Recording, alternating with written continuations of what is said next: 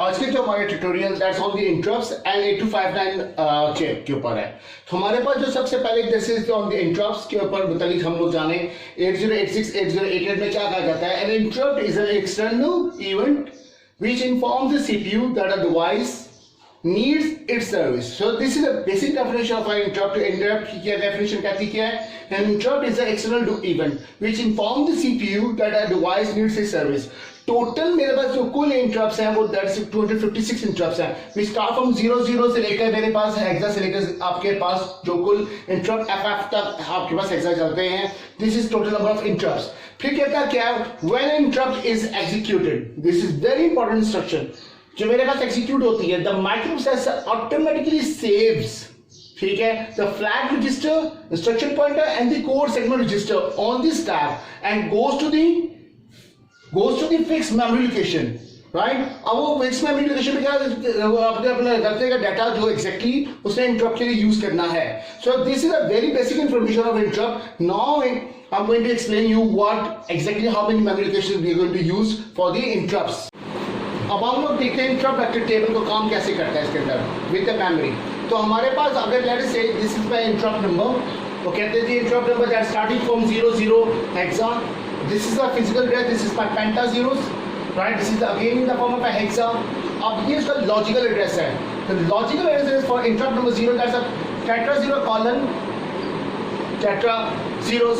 तो इसके अंदर जो मेरे पास है जैसे कोड सेगमेंट और जो कॉलेज आईपी है, तो आप यहाँ से जब क्लियर करते हैं logical address, because this is my code segment caller is instruction pointer, तो यहाँ से जो मेरे पास बनेगा इसका फिजिकल एड्रेस बनेगा, राइट। तो उसका वो आपके पास मेमोरी लोकेशन बनेगा। तो सिंपल आप ये कह सकते हो कि 0 मल्टीप्लाई विद 4, आपने कहा हर मेमोरी लोकेशन 4 बाइट्स है, इसका अगर इसको आप 4 से मल्टीप्लाई करें तो 0 ही आएगा। तो that's the reason is 0 up over here. अब नाउ कम्स इंटरप्ट नंबर 1 0 1। तो आप कहते हो कि पहले तो 4 से मल्टीप्लाई करें दैट जो logic is 1 times 4 that becomes 4 in the form of a hexa. तो आप कहते हैं जनाब क्या है, जैसे start from tetra 0 code segment is my 0, where is my interrupt is inside my logical segment, और जो कोड सेगमेंट का वो एड्रेस क्या है that is tetra zeros colon, उसका आईपी क्या है दैट इज 0004। तो यहाँ से जब इसका फिजिकल एड्रेस निकाला तो आपके कोड सेगमेंट को 1 शिफ्ट बिट लेफ्ट करके ऐड अप किया अपना IP, so that becomes penta tetra 04। so this is my physical address। तो similar ways interrupt 2 interrupt 3 up to interrupt FF तक उसका आपने फिजिकल एड्रेस प्लस उसका लॉजिकल एड्रेस निकाल लिया। यहाँ पर छोटी सी एक एग्जांपल दी हुई थी, आपके पास इंटरप्ट आपका 03 हेक्सा है, this one. So how come this becomes 0C? So we are multiplying with 4 multiplied with this interrupt number, because we says every interrupt number takes 4 memory locations। हम लोग आएगा टोटल है 12, तो उसका जो एड्रेस आएगा that's 0C। so this is 0C is the address of the physical address of that memory location where my interrupt number interrupt 03 is hiding। so this is the interrupt vector table। so I hope so आपको। अब हम लोग देखते हैं interrupt service routine क्या चीज है।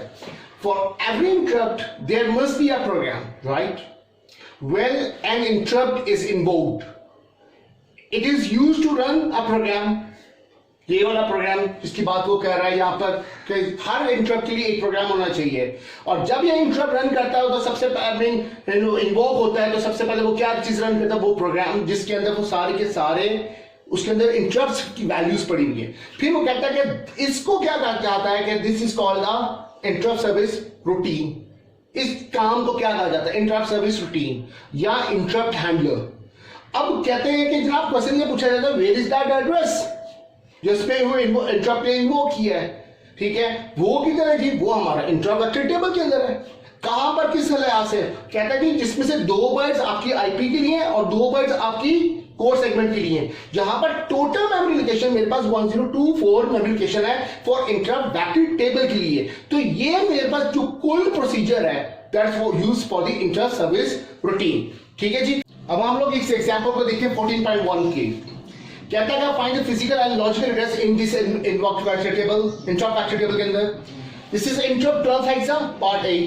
अब कहता है फॉर एग्जांपल इसका लॉजिकल एड्रेस भी निकालना है, इसका फिजिकल एड्रेस भी निकालना है। This is the vector number इस वेक्टर नंबर को आप 4 से मल्टीप्लाई करें, बिकॉज क्यों, आपके पास हर वेक्टर टेबल की वैल्यू कितनी 4 बाइट्स एलोकेशन ले रही है, 4 मेमोरी लोकेशंस ले रही है, तो टोटल हो जाएगा 48 हेक्सा।